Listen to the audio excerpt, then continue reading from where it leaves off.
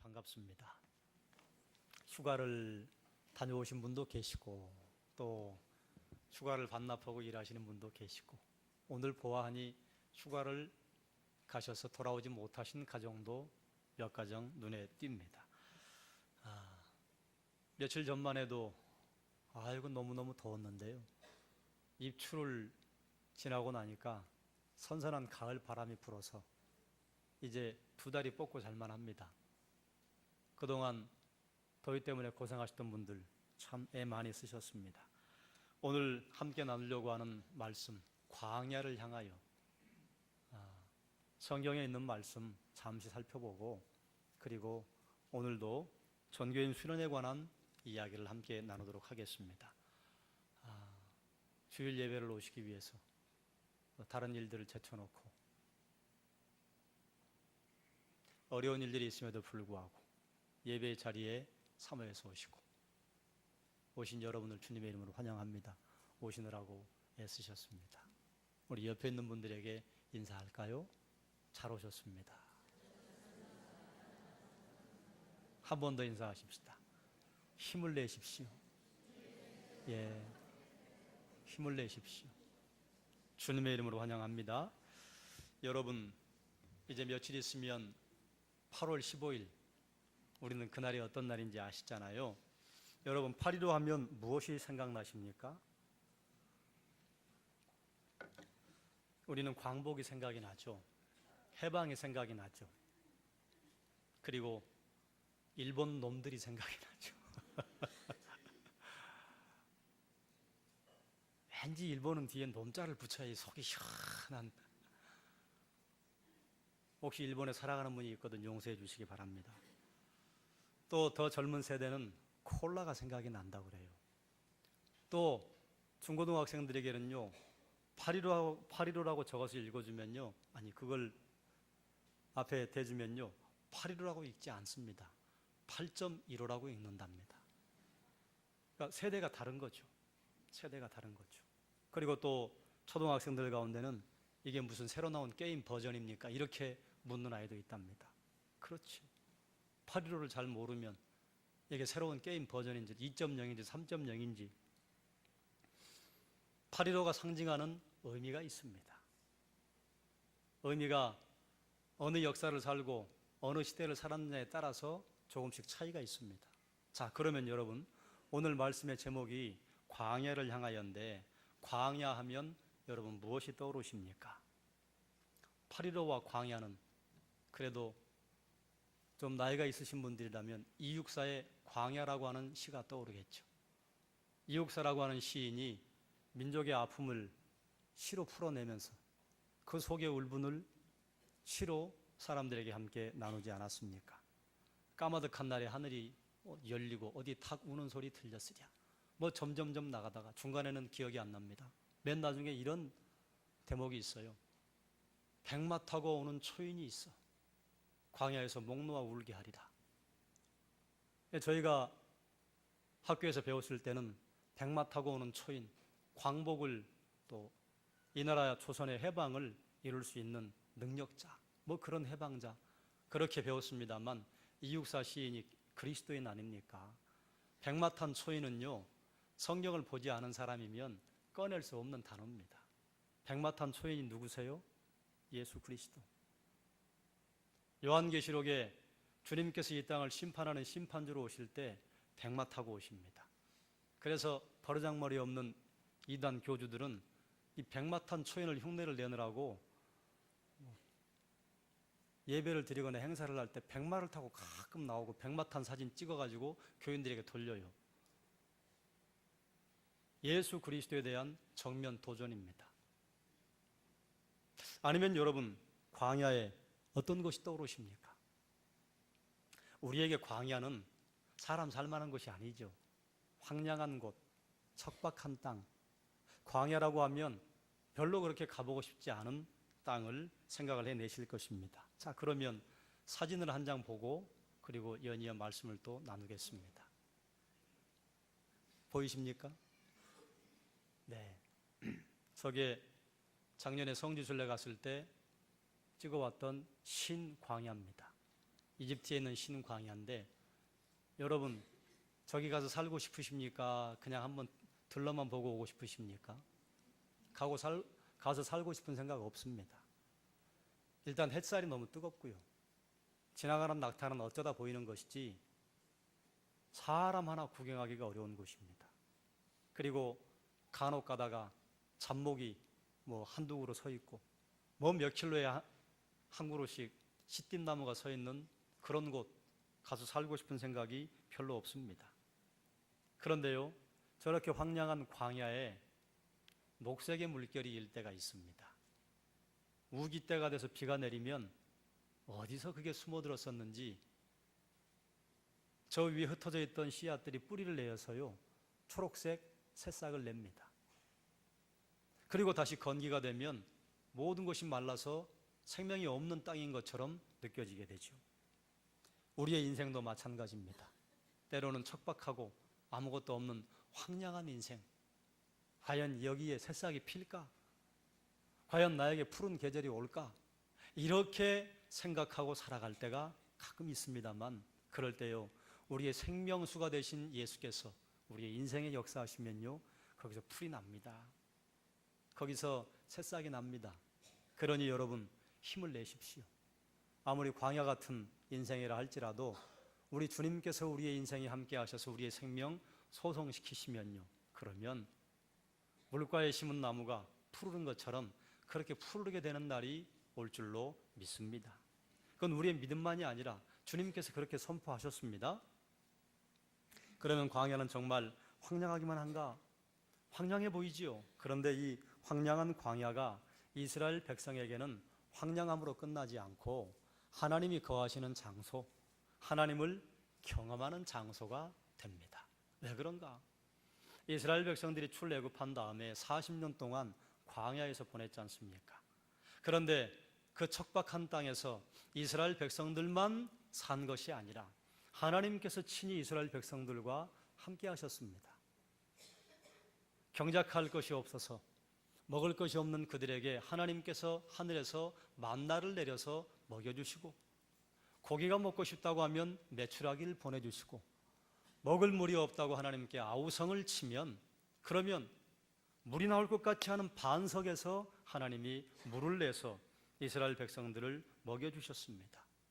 그리고 40년 동안을 광야에서 보냈는데 신발이나 입고 있는 옷이 헤어지지 않았다. 그러니 우리가 이제 추정해 볼 수 있는 것은 40년 동안 신발 한 켤레 가지고 살았을 것 아니에요?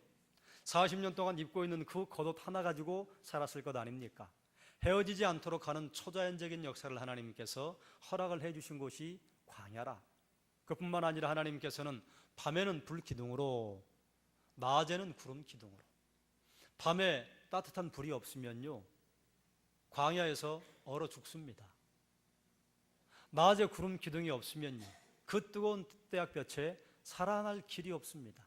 그러니 하나님께서 불 기둥과 구름 기둥을 보내주신 것은 이스라엘 백성들을 보호하시는 하나님의 은혜의 상징입니다. 그러니 이스라엘 백성에게 광야는요 황량한 장소만이 아니었습니다. 하나님이 함께 계시기 때문에 그 광야는 하나님과 거하는 장소, 하나님의 능력을 경험하는 장소, 하나님이 누구신지 알게 되는 장소, 하나님의 역사하시는 그 역사를 경험하는 장소가 광야였습니다. 그래서 후대의 랍비들은 광야를 하나님과 이스라엘 백성들이 밀월 여행하는 장소라 이렇게 가르쳤어요.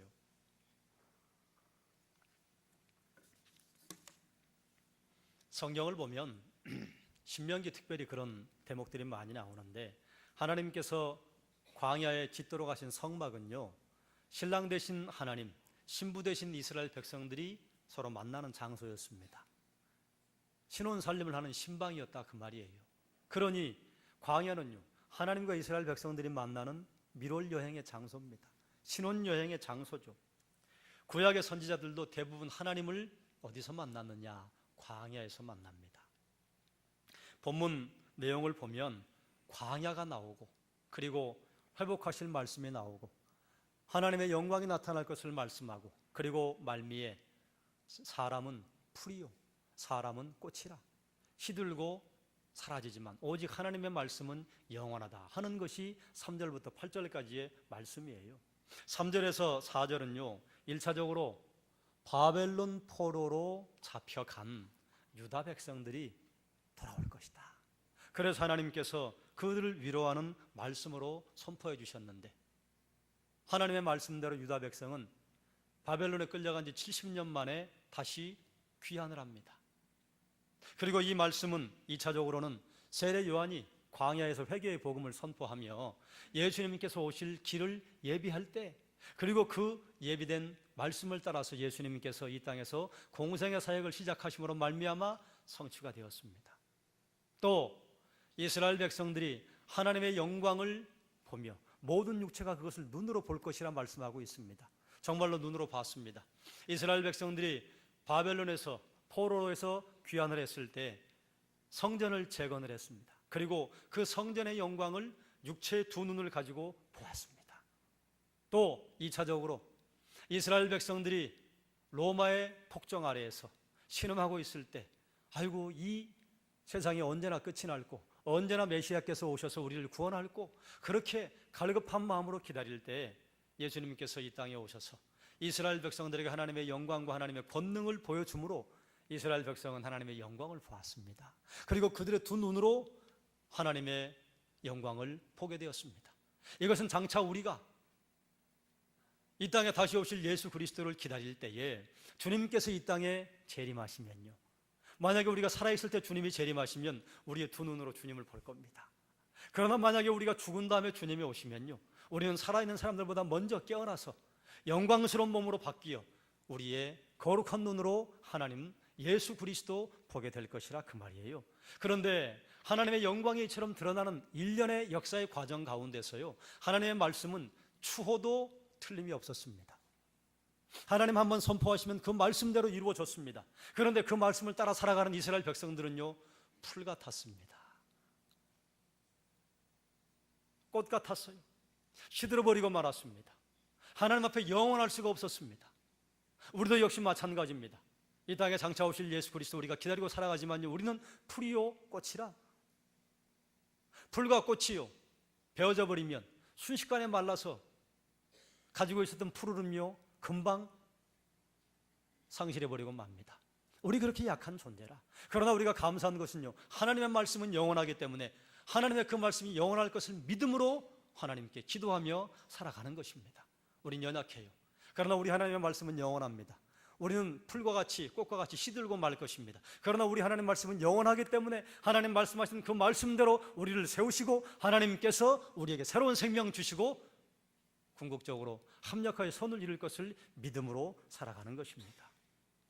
그러므로 우리가 하나님 앞에 감사함으로 기도하고 겸손함으로 기도하고 하나님의 은혜를 바라보며 기도하며 살아갈 수가 있는 것입니다. 사랑하는 여러분, 잊지 마십시오. 하나님의 말씀은 신실합니다. 그러나 우리는 신실하지 않습니다. 하나님의 말씀은 영원합니다. 그러나 우리는 영원하지 않습니다. 하나님은요, 사라지지 않으시는 생명이십니다. 그런데 우리에게는요, 죽음이 있어요. 하나님의 생명은 오직 예수 그리스도를 믿음으로만 말미암아 우리에게 주어지는 것입니다. 자, 그런데 광야에서 외치는 자의 소리가 있다, 이렇게 선포합니다. 이사야 40장 3절은요, 외치는 자의 소리가 있어 이르되 광야에서 주의 길을 예비하라, 그리고 사막에서 주의 길을 예비하라, 이렇게 선포하고 있는데요, 마가복음 1장 3절은 이것을 뭐라 말하는가 하면 광야에서 외치는 자의 소리가 있어 이르되, 광야가 앞으로 튀어나옵니다. 원어 성경을 보면요, 광야를 어디에 붙여야 할지가 확실하지 않습니다. 그래서 저는 마가복음에 마가가 기록했던 그 말씀을 함께 나누려고 해요. 여러분 한번 생각해 보십시오. 사람들이 듣게 하려면요, 광야에 가서 외쳐야 합니까? 시장통에 가서 외쳐야 합니까?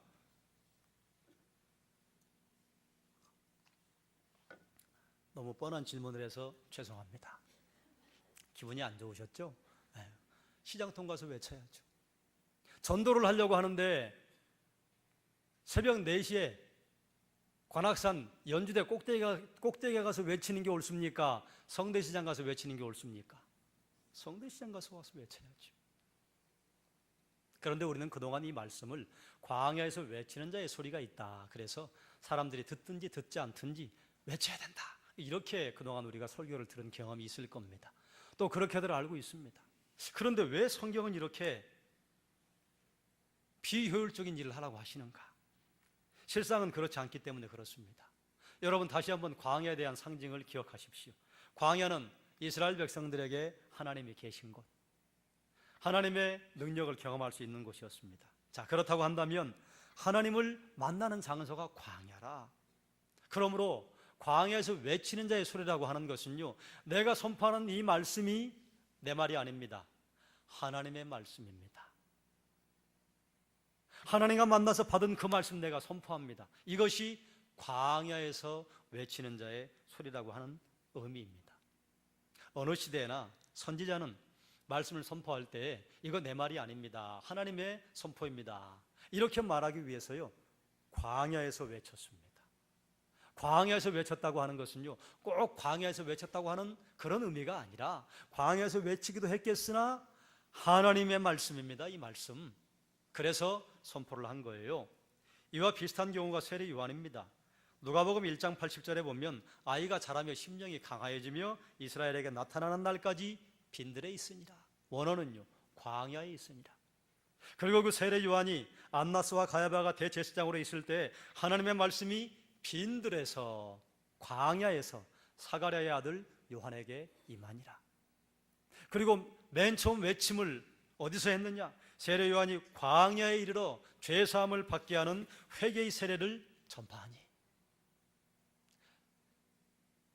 광야에서 이 말은 무슨 말인가 하면 세례 요한은 출생부터 성장 그리고 사역을 하는 모든 것이 하나님과 함께 했다. 하나님에게 매여서 말씀을 선포했다. 하나님의 말씀을 사람들에게 외쳤다 하는 것을 표현하기 위해서 광야에서가 나오는 것입니다. 그러니 하나님께서 광야에서 이스라엘 백성들에게 불기둥과 구름기둥으로 보호하시고 인도하셨다 하는 것은 우리에게는 하나님께서 함께 하신 장소에서, 하나님께서 임재하신 곳에서 구름기둥과 불기둥으로 이스라엘 백성들을 보호하고 인도하셨다, 이렇게 이해하면 옳습니다. 그러므로 우리가 지난주에 장막과 그늘이 나오면 주님의 보호하심, 하나님의 보호하심으로 의미를 바꾸어서 이해하시면 성경을 더 확실하게 볼 수 있다고 말씀드렸습니다. 이제 오늘 광야가 나오면요, 아하, 하나님이 함께 하시는 것, 하나님의 임재가 있는 곳, 이렇게 여러분이 의미를 두어서 성경을 이해하시면 성경의 내용을 더 확실하게 이해할 수 있을 것입니다. 이번 주에 우리 교회는 전교인 수련회를 갑니다. 주제가 뭔 줄 아시죠? 한번 따라 하십시다. 주의 그늘 아래 하나 되어.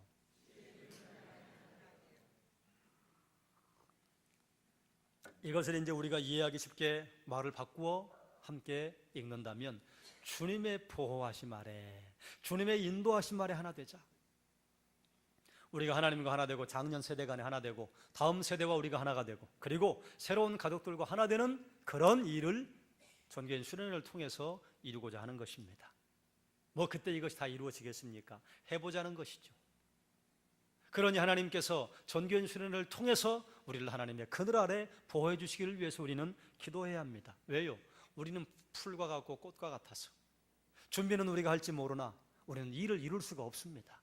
준비는 우리가 하고 뭐 이것저것 다 필요한 것들을 미리 요소 배치를 할 것이나, 그러나 일을 이루시는 분, 수련회를 풍성하게 하시는 분 하나님이시라. 그러므로 하나님께 기도해야 합니다. 여러분, 혹시 기도 카드가 기억이 나십니까? 기억이 나셔야 합니다. 이게 뭡니까? 그러면 곤란합니다. 여러분에게 기도하시자고 기도 카드를 내어드렸습니다. 자, 그러면 여러분에게 묻겠습니다. 기도하셨습니까?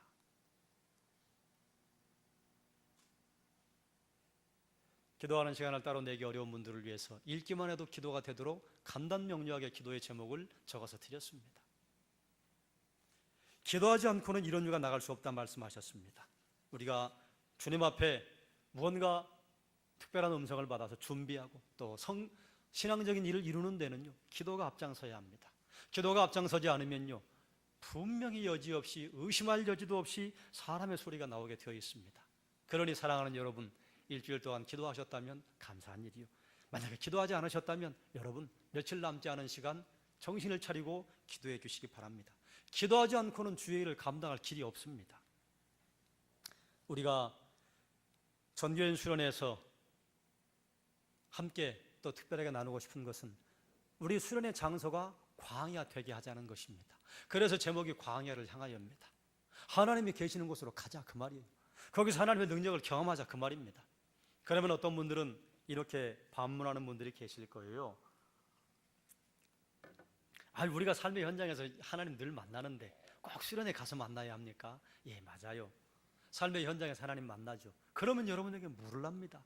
하나님, 여러분과 동행하시는 것 경험하십니까? 아침 나절에 하나님 경험하시고, 점심 나절에 하나님 경험하시고, 저녁 나절에 또 여러분 잠자리에 들어가시기 전에 하나님 경험하세요? 쉽지 않습니다. 일상생활의 쳇바퀴에서 열심히 뛰어가다 보면요, 우리 하늘 보는 일을 놓칠 때가 너무 많아요. 하나님을 향해 우리 눈을 고정하기가 너무 어려울 때가 너무 많습니다. 그렇기 때문에 한번 모이자는 거예요. 수련회 거기가 신령한 곳이라 거기서 하나님 경험할 수 있다는 게 아닙니다. 최소한 그것을 위해서 우리가 기도로 준비하고, 준비위원들이 몇 주 동안 그걸 위해서 한 가지 리스트를 적어가며 정리하고 준비하고, 하나님은 나를 찾고 찾는 자에게 내가 만날 것이다 말씀하셨기 때문에 찾고 찾는 그 노력이 하나님 가상의 여기심으로 말미암아, 이건 우리가 준비했기 때문에 하나님 오신다 그런 말씀이 아니에요. 하나님 약속을 의지해서 우리가 준비하는 것입니다. 찾는 자에게 만나주신다, 하나님께 기도하는 자에게 하나님 기도 응답하신다, 우리 그것 믿고 준비하는 것입니다. 수련회가 광야가 되도록 하기 위해서 사랑하는 여러분, 먼저 사모하시기 바랍니다.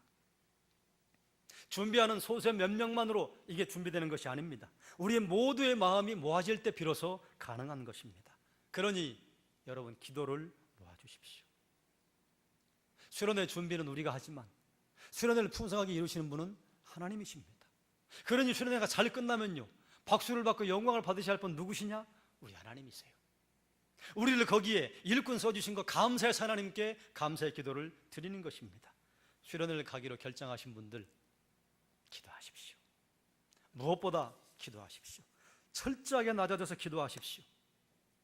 전체 분위기와 준비위원들과 진행과 날씨와 안전을 위해서 기도하십시오. 왜요? 우린 풀이라, 우리는 꽃과 같아서 마른다 그 말이에요. 우리 힘이 없다 그 말입니다. 그러므로 오직 하나님의 영광만을 바라보고 기도해야 할 줄로 압니다. 우린 꽃이고 우린 풀이다.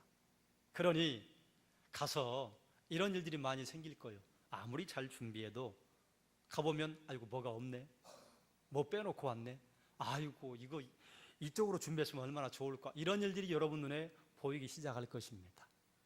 우리는 타락했기 때문에 불평과 불만과 잘못을 아주 잘 볼 수 있는 매 눈이 있어요. 그래서 잘된 것보다는 잘 못된 것들을 볼 수 있습니다. 왜요? 우리는 풀이고 우리는 꽃이라 연약하기 그지없다 그 말입니다. 그러니 그걸 볼 때에 여러분은 어떻게 해주셔야 되느냐? 내가 막 그럴 줄 알았어, 이렇게 못하지 이렇게 기도하면 기도 안 하시는 분이에요. 아이고 여기가 부족하네, 내가 도울 게 뭐가 있을까? 이렇게 도와나갈 때 주의 그늘 아래 하나 되는 겁니다. 뒷짐지고 서서 아이 거봐 내가 저거 했으면 더 잘했을 텐데, 이건 주의 그늘 아래 하나 되는 거 아닙니다. 그러니 우리는 준비도 기도 가운데, 또 수련회가 진행되는 것도 기도 가운데, 수련회가 끝난 다음도 기도 가운데 진행을 해야 할 줄로 압니다. 사랑하는 여러분, 광야는 사람 살기 어려운 곳입니다. 그런데 하나님이 함께 하셔서 이스라엘 백성들에게는 광야가 하나님 만나는 장소고 하나님을 경험하는 장소였습니다. 그러니 우리 수련회가 광야가 되게 하십시다. 광야에서 하나님의 영광을 봅시다. 광야에서 하나님이 어떤 분인지 경험합시다. 광야에서 하나 되는 기쁨을 맛보십시다. 광야에서 하나님의 사랑과 성도 간의 사랑을 보시기를 주님의 이름으로 축원합니다. 아직 수련회를 결정을 하지 못하신 분들 계세요? 결정하지 못해 주저하는 분들이 계십니까? 마음을 정하시기 바랍니다. 그러나 수련회 기간에 여건이 허락되지 않아서 가지 못하시는 분들은 마음에 너무 부담감을 갖지 마십시오. 가고 싶은데 가지 못하는 분들의 마음은 오죽하시겠습니까? 가는 분들이 가지 못하는 분들 정죄해서도 안 되고, 못 가는 분들은 날짜를 왜 그렇게 잡아가지고 그렇게 했느냐고 정죄할 일도 아닙니다. 갈 수 있는 분들은 가서 감사하고, 못 가시는 분들은 그 못 가는 마음 서운하지만 하나님, 우리 교회 이번 기회를 통해 하나 되게 해주십시오. 여기서 기도로 도우시면 되고, 현장에 있는 분들은요, 현장에서 기도하며 하나님을 만나시면 됩니다. 하나님 만나는 게 무슨 꼭 신령한 기도 가운데, 깊은 말씀 가운데, 그리고 울부짖어 하나님께 간구하는 그 기도의 시간에만 있는 게 아니에요. 그동안 교제를 하지 못했던 사랑하는 성도들끼리 서로 교제를 나누고, 교회에서는 깊은 이야기를 나눌 수 없었던 중고등부 학생들과 유초등부 아이들과 가서 말을 한마디 건네고, 하나님께서 만드신 피조 세계를 보며 만드신 내 주인 찬양하고, 그 가운데서 내 마음 열어서 하나님 보게 되고, 그리고 묵상 가운데, 산책하는 가운데 하나님을 얼마든지 깊이 있게 만날 수 있습니다. 그러니 사랑하는 여러분, 우리 여름 수련회가, 전교인 수련회가 광야가 되기를 위해서 여러분의 기도를 모아주시기 바랍니다. 말씀을 정리하겠습니다. 광야는 하나님 만나는 장소입니다. 그러나 그 광야가요, 넉넉한 곳이 아닙니다. 우리가 하나님 의지하지 않고 하나님 떠나버리면요, 광야는요, 사람 죽이는 장소가 됩니다. 우리 인생도 광야와 같습니다. 그러니 우리 인생에서 하나님 붙잡지 않고 하나님 놔버리면요, 우리 인생은요, 사람 죽이는 장소가 됩니다. 그러나 거기에 우리가 예수 그리스도 붙잡고 하나님과 동행하면요, 내 인생은요, 살만한 인생이 됩니다. 내가 곧 길이요 진리요 생명이니 나로 말미암지 않고는 아버지께로 올 자가 없다 하셨으니, 길이 되시고 생명 되시고 진리 되신 그분 붙잡고 여러분의 광야가 푸릇한 곳이 되기를 주님의 이름으로 축원합니다. 전교인 수련회 광야 되게 하십시다. 그것을 위해 기도로 준비해야 합니다. 진행 요원들과 준비위원들과 날씨와 안전과 4월 동안 진행되는 순서를 위해서 여러분 기도해 주십시오. 수련회를 함께 가지 못하시는 분들에게는 죄송한 마음이 있습니다. 저희만 가서 너무너무 즐거울 것이기 때문에 죄송합니다. 그러나 또 못 가시는 분들은 마음의 부담감을 너무 갖지 마십시오. 이곳에서 하나님의 임재를, 하나님의 임마누엘 하심을 경험하시기를 주님의 이름으로 축원합니다. 우리가 어느 곳에 있든지 어떤 자리에 있든지 우리 주인이신 하나님께 영광을 돌리며 하나님의 복의 통로로 쓰임 받으시기를 주님의 이름으로 축원합니다. 하나님의 인도하심을 바라보고 나갑시다. 결정했으면 쭈삣거리면 안 됩니다. 나가야 합니다. 하나님의 능력을 의지하고 나가야 합니다. 그래서 여러분, 남은 4일, 오늘을 포함해서 기도로 먼저 하나님께 무릎을 꿇고 하나님께 결과를 맡기십시다. 그러면 우리 수련회가 광야가 될 줄로 믿습니다. 기도하겠습니다.